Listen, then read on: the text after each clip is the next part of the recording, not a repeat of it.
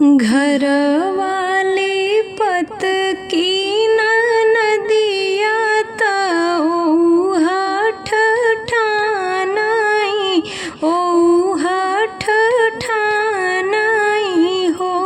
भाभी दैन दे तू सोने का तिलरिया तबई घर वाली पब तबई घर वाली पब हो। भाभी दैन दे तू सोने का कंगनवा तबई घर वाली पब तबई घर वाली पब हो। एक नोट फेंकली बहुरिया दूसर नोट फेंकली दूसर नोट फेंकली नी हो।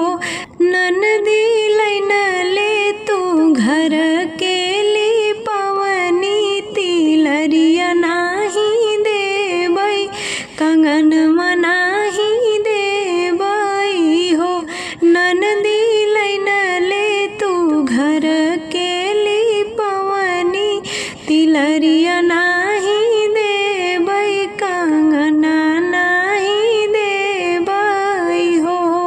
घर में से निकली नदिया की भैया पैया लागई कि भैया पैया लागई हो।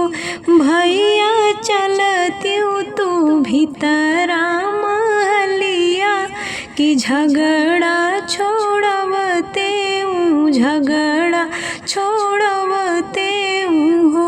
भैया चलत्या तू भीतरा महलिया के झगड़ा छोड़वत्या तू झगड़ा छोड़वते हो। जाई भैया ठाड़ भाई अंगना की घुड़ुकी बोलाई घुड़ुकी बोलाई हो। धन दैन दे तू सोने के तिलरिया बहिनिया दरई तिनी बहिनी दुलारई तिनी हो। धन दैन दे तू सोने के तिलरिया बहिनी आदरई तिनी बहिनी दुलारई तिनी हो।